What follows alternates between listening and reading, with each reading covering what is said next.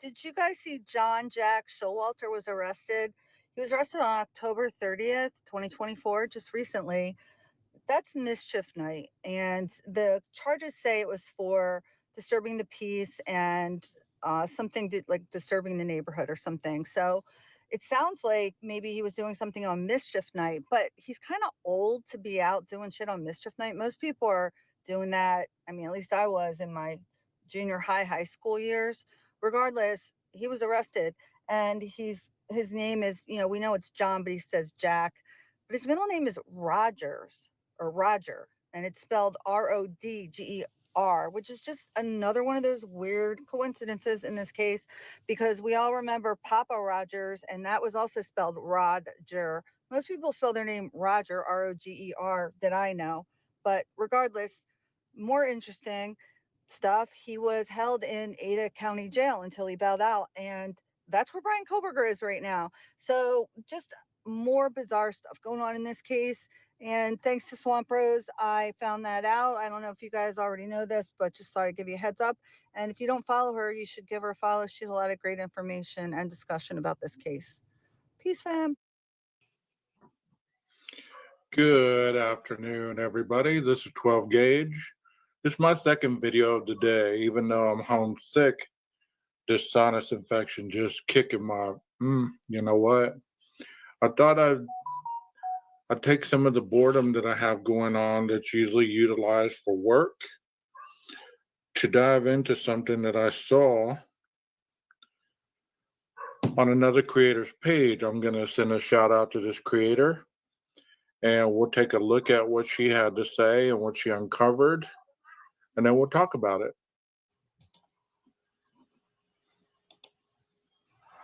And so in this article, it says Jack Showalter's sister is now demanding an apology for her family. In several now deleted videos on her TikTok page, Annika Klein shares screenshots of the many hateful messages written about Showalter during the investigation of the murders.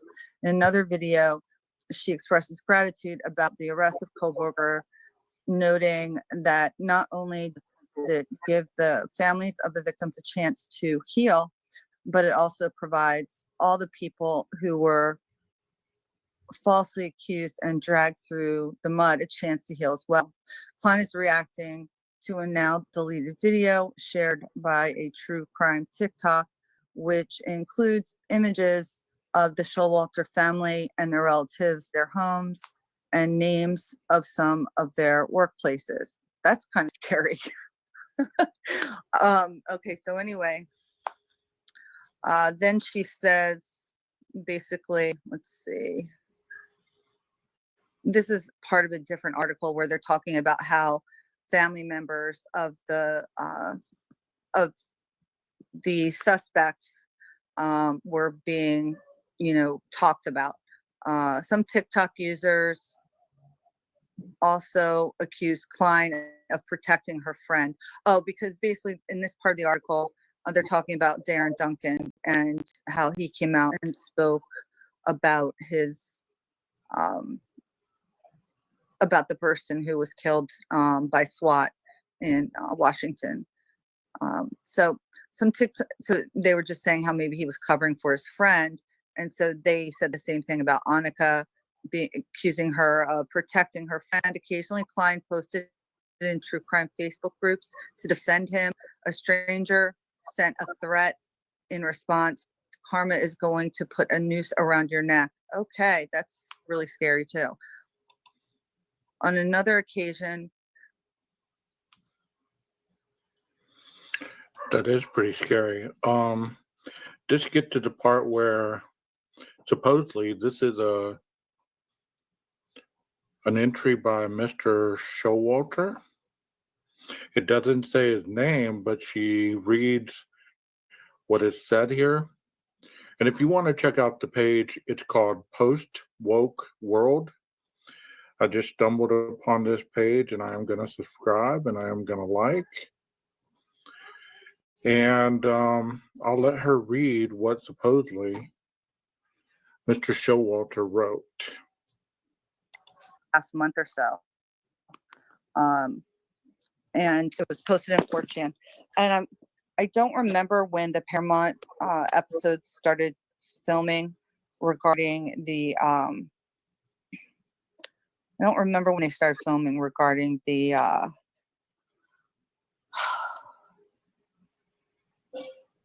the true crime community, but I do remember watching one and Jack Showalter's name was brought up quite a few times. And so I imagine that kind of prompted him to write this, if it's in fact him. Okay, so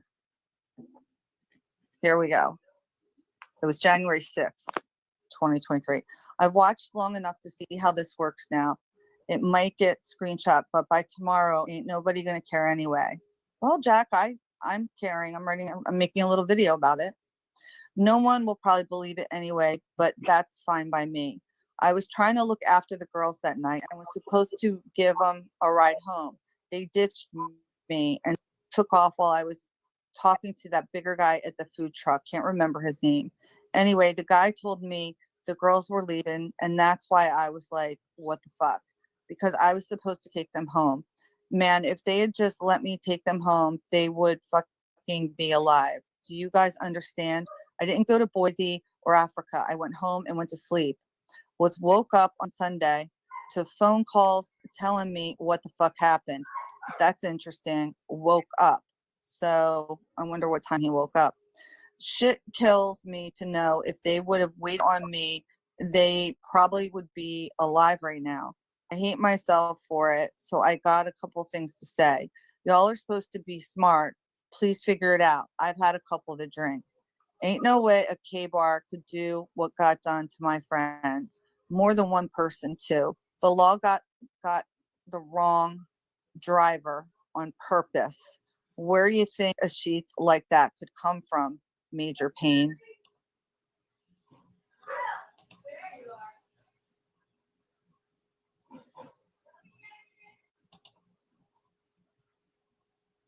So there you have it.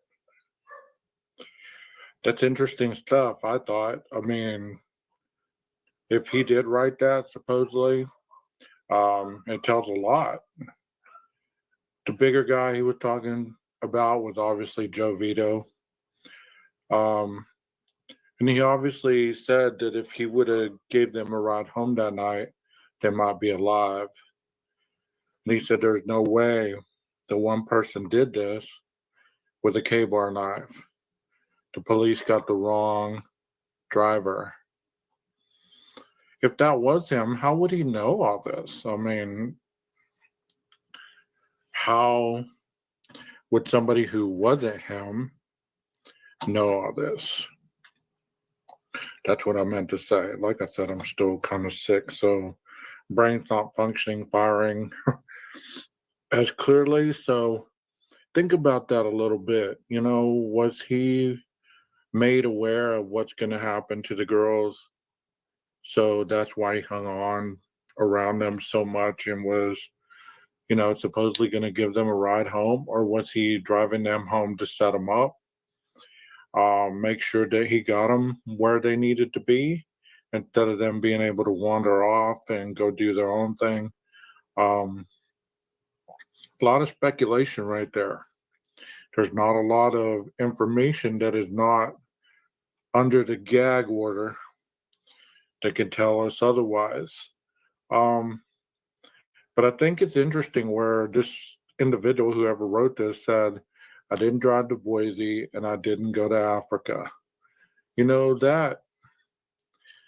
That's huge. Even if it wasn't him, if it was a family member that wrote that, if it was his sister that wrote that for him, because I can't imagine being that close to two people all night long, and then you wake up the next day to find out that they've been murdered.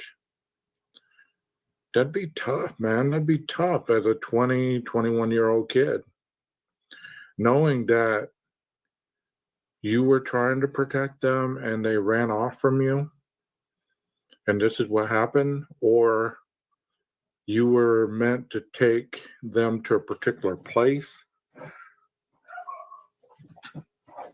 out of harm's way. There's that damn dog again, bro. There's the damn dog. I don't know. It's like he hears my voice on this thing and he instantly starts going crazy. The dog's my biggest fan. If you like the dog, hit a like. If you like dogs, hit a like. If you like dogs, hit a subscribe. You'll hear more from the dog. Anyways, there was another creator that did a live earlier this morning that I watched, and he was talking about how they found knives on Taylor Avenue in December 2022. It sounded interesting enough, but he didn't say what type of knives. He said a box of knives. This could have been cutlery that somebody got for Christmas that they didn't like, threw it on a trash. Could have been cutlery that somebody was using to skin a deer or whatever you use knives for out in the open. But I wouldn't necessarily say that it was the knives or the knife box that the IDAHO4 case stems its investigation on. And as you've seen some other videos, you'll understand the process of investigating a crime. A lot of individuals on this true crime forum, they believe that just because you bring up some kind of circumstantial evidence, that the police is gonna jump right on that like we do as creators or commentators or whatever you want to call us. They're not, especially if it wasn't in the vicinity of the crime. Do you get what I'm saying? If you would have found that box of knives, if they would have tore the house down, then they would have found a box of knives, knowing that they cleared the house, knowing that there was no box of knives in the house, and then they found it, then they would have probably taken it for evidence screening. But it's Taylor Avenue. It's like 2 blocks away in somebody else's yard. How could that be related to the crime?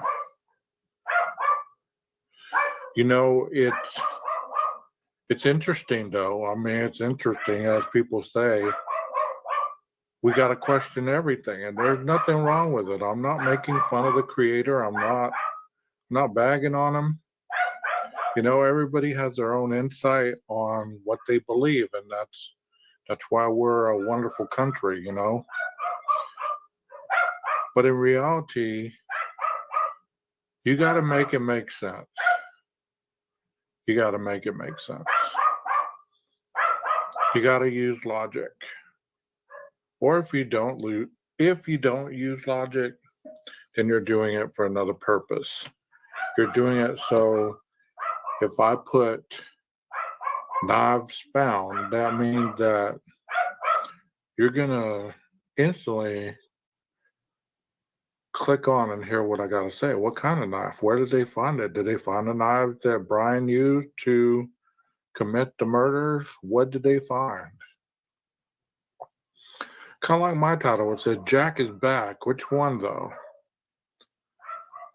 That makes you curious, right? So if you made it this far, then you know which Jack I'm talking about. You don't want to give up all your good information right off the bat. So I understand it. Props out to this channel. I've talked to this creator in the comments. We haven't really, I guess, not really got along, but we really don't have the same view on things, and that's okay. But this creator that has this video, it has some interesting information, and whether it's real, whether it's not, I have the same platform that everybody else does as far as showing and presenting my analytical breakdown of what was shown. You know, Showalter has always puzzled me because because he was around the situation all night long, and then he vanished, and then nothing more was said about him. He wasn't seen the next day, according to anybody that's that has any photos or anything. I mean, there hasn't been anything said about him in the PCA. There wasn't anything but that he had left to Boise and that he went to Africa. But think about how this individual was able to be around these girls all night. He heard things that nobody else has heard. He's seen things that nobody else has seen. He was able to be around them at the end of their lives, you know. But I'm sure he didn't think they'd be deceased in the morning. You know, that brings me back to a story I have about a good friend of mine that was an alcoholic, and he wanted a ride home, and he was intoxicated. I took him to his house. He got out to relieve himself, and then we said our goodbyes, our love you, brother, this, that, and the other. And he walked to his RV, and I drove off. At no point as I was driving off was I thinking this will be the last time I see my friends alive. The next day I traveled to work, which was an hour and a half away. About 11:30, I get a phone call. It's from his sister. And she tells me they found so-and-so deceased. She tells me the information, and it just hit me like a brick. Like I could not focus. I could not function because how could this happen? I just saw him 12 hours ago. And if that shows you anything, it shows you about the fragility of life. It shows you about the fragility of how quickly things change. I bet Jack didn't think, you know, in so many hours I'll wake up to these two girls being gone, or the two others who he may have known as well. So, you know, I'm pretty certain that all these individuals that are witnesses, especially the ones who were with them at the last hours of their lives, have been grilled over and over and over and over about what they know, what they saw, and even their circumstantial evidence to the crime. But you can't pin anything on anybody just because it's circumstantial. Sure, some cases are won by circumstantial evidence because that's how the lawyers are that good. But there's a lot of circumstantial evidence in this case. If it wasn't for a particular avenue that they have found, and they're going to try to convince the jury that these are the pieces that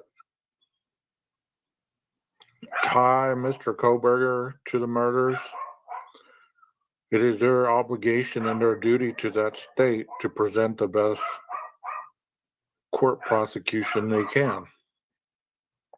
Will they do it, or will the defense do such a good job that they present reasonable doubt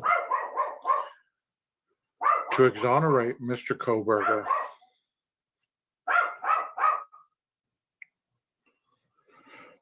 As I was saying, you know, will give you the clear understanding of where the trial will head. There'll be witnesses like Mr. Showalter, Dylan, Bethany, Jack D, Adam, a lot of the other roommates who knew these people, and they will be asked these questions. They will be asked, did they know Mr. Koberger? Did they ever see him? Did they ever hear that he was stalking the girls? And you will hear yes, no. There won't be character assassination. There won't be, well, this person's not believable because of this or that. There'll just be the facts. So hopefully you've enjoyed this. I'm going to go take some medicine and try to get to feeling better. Leave some comments. Like it if you do. Subscribe if you haven't. And definitely go subscribe to the individual's page that I gave you. Let me see if I can find it again. That dog just throws me off so bad, especially when it just gets right there and starts yapping like that for no reason. I mean, it's just insane. Make a record in the event that there was ever a conviction in this case. Thank you. Any rebuttal? Very briefly, Your Honor, I would just note that the defense did submit an affidavit. The court can review that. It clearly indicates what she would testify to if the court were to allow her to testify. So we don't really need to make a record because it already exists in the form of that affidavit. Thank you. All right, thank you. All right. The court is, having reviewed the materials, believes that given the concerns about the current justiciability of the, or ripeness, if you will, of the issue, I do believe that the declaration is a sufficient proffer of what that general testimony would be that would allow us to discuss the issue. And so for the time being, I'm not going to hear from Ms. Wolf, or Dr. Wolf, I should say, her testimony. The declaration is an appropriate proffer.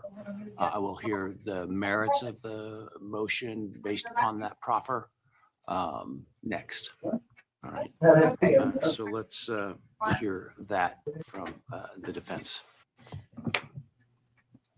Do you need water or do you Your think you Honor, can go? I would ask the court for leave to Can you do a drug test for me? declaration, the information that is more recent between 2010 studies and a book that was published that is relied upon by Dr. Wolf. That's not contained in the declaration. And I would like to make that part of the record too from her. So if the court continues to have her testimony not be allowed, I would ask that I be allowed after the fact to make that part of the record. You can submit that, and I will then hear any objections to that, and I will consider that. Okay. Thank you, Your Honor. Then moving on to our argument, and I will largely not repeat what's in our brief since the court has had a chance to take a look at that. We think that the court ought to strike the death penalty in this case and not allow the case to go forward as a death penalty case because Idaho does not have a current means of executing anybody.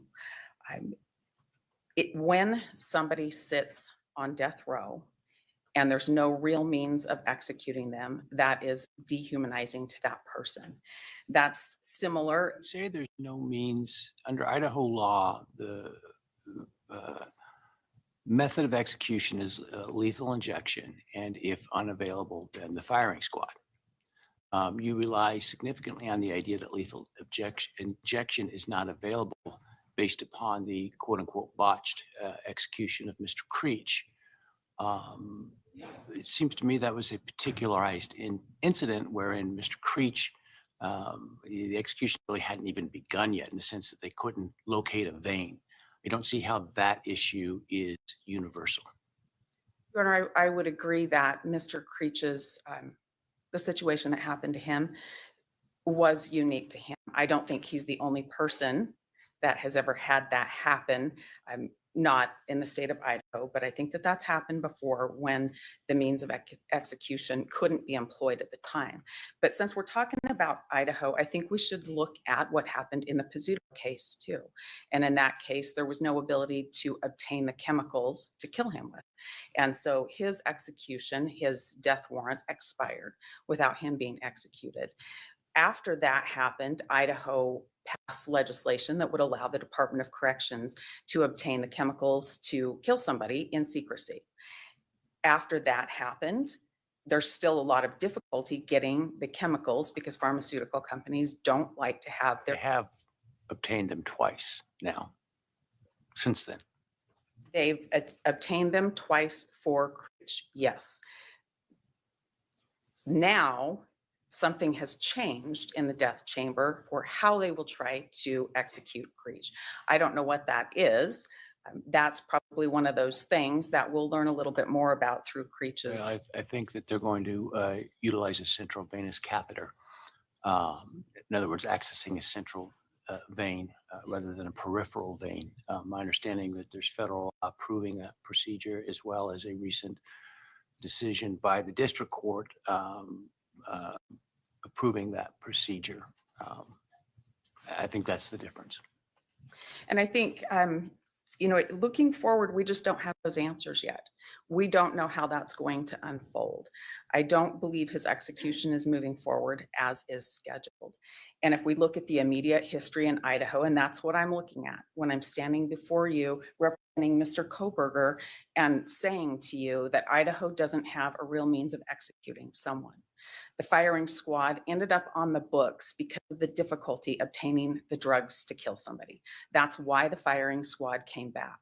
The history of the firing squad, which is really well written by Mr. Logston in our briefing, is that it sat on Idaho's books for years. And in 2009, it came off in light of the Bayes decision. When you think about it coming off in light of the Bayes decision, and you look at what's happened since the Bayes decision, and we're going to talk about that a little bit later today when we're talking about evolving standards of decency, we'll talk about how things have changed in this country since then. But for these purposes, when you look at that and you realize Idaho brings it back in 2023, they bring it back because it's not reliable to believe they're always going to be able to get the chemicals to execute somebody. And that's the real problem here. The firing squad hasn't been funded well enough to be built. I think they're building it right now, as I recall from the media at least, that the construction's actually underway, but I may be wrong about that. Well, I haven't talked to the director of the Department of Corrections, and that's probably who I would take my word from if that's actually happening right now. I think there's some additional problems with the firing squad, though. I think there's some problems with the way our statute lays it out, too. If you read our statute, and the court just summarized it, it's lethal injection unless it's not available, and then it's going to be the firing squad. But the way that's written is that it's firing squad unless the director of the Department of Corrections says, I have the chemicals and we can do lethal injection. And I think there's 5 days that exist for the director of the Department of Corrections to say, no, we have the drugs, we can do lethal injection now. That is problematic. There's not a choice or an election, and other states have an election for the condemned person to choose from, but Idaho's not allowing that. Additionally, the information that I think is really important to the court is to understand things and advances that have happened in understanding conscious pain and suffering. If Dr. Wolf had been allowed to testify, she would tell you that she relies on studies from 2010, a working group from 2010, and a book that was published later than that even, and that's post the Bayes decision. And that talks about understanding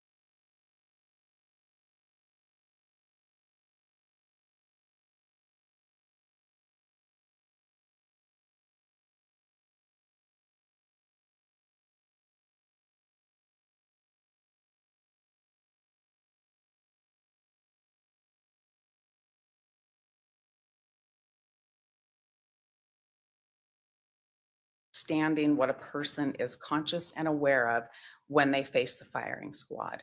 That's information that's important for the court when considering whether or not to strike the death penalty, because Idaho's means of execution really doesn't exist. Thank you, Your Honor. Can I ask you, even if your motion were right, and even accepting as true that the current means of execution are either unavailable or would violate the Eighth Amendment as cruel and unusual, how do you get around Buckwell? You've not provided a alternate means of execution.